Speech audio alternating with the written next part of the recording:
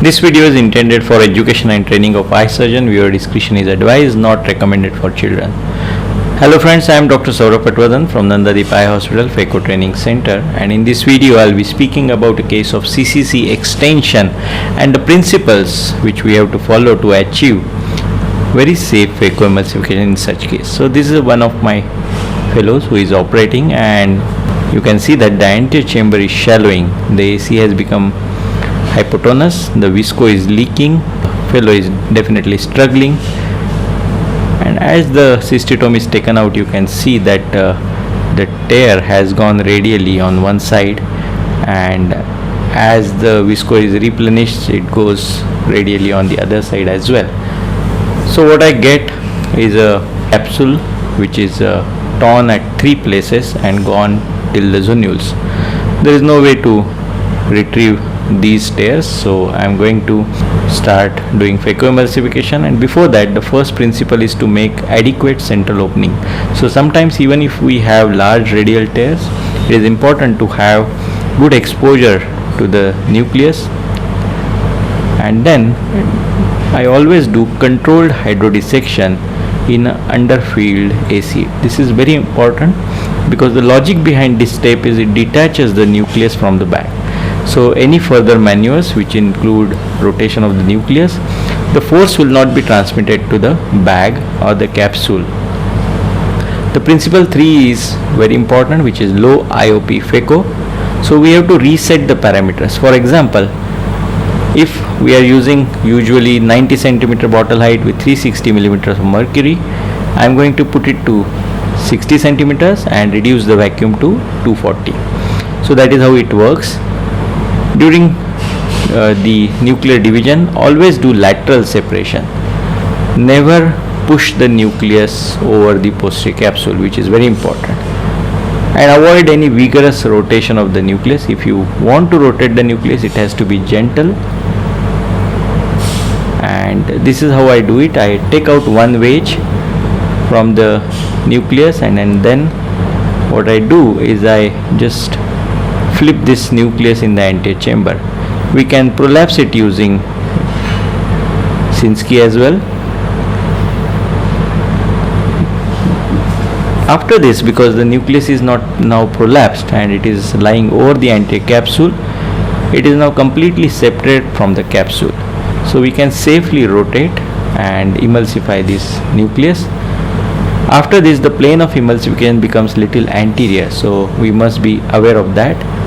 And the principle to follow is to replenish the OVD again and again to protect endothelium.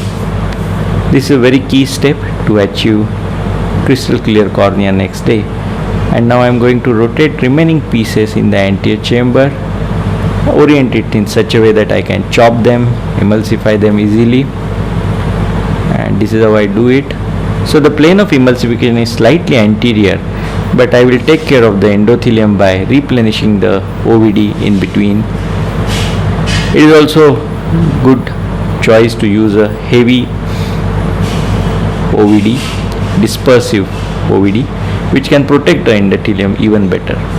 Otherwise, you can keep on replenishing 2% HPMC in between, so that endothelium is saved from the phaco energy. So again, to emphasize, I am using low bottle height of 60 centimeters and I have reduced the parameters accordingly.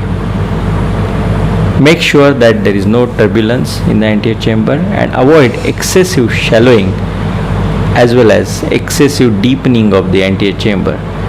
So that is the reason why I injected OVD before removing the probe. While doing cortex aspiration, make sure that you are pulling cortex and not the torn capsule, because many times you may get confused. If you see the overall surgery, the maneuvers are very well controlled. So definitely it is for the experienced surgeon to go ahead with phacoemulsification even in case of torn capsular axis like this.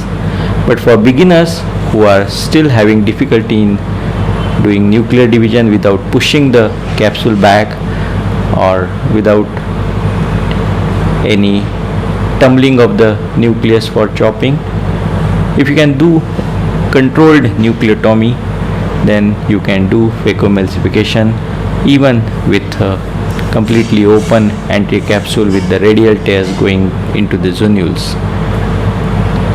Now, principle for putting IOL, it is better to have a 3-piece IOL in such cases, but many times we don't have it available. So when we are putting a single piece IOL, here I am putting a hydrophilic one. The principle to follow is to inject in the anterior chamber or sulcus. Don't try to push it in the bag directly, and now use this bimanual method to push the haptic inside the bag in the area where there is adequate anterior capsular overlap over the haptics. So the haptics are well placed in the equator of the capsule, and it will avoid anterior prolapse of the IOL. And then I will be doing passive visco wash to avoid any posterior pushing of the IOL. And this is post operative. You can see crystal clear cornea, no issues at all, patient got good vision.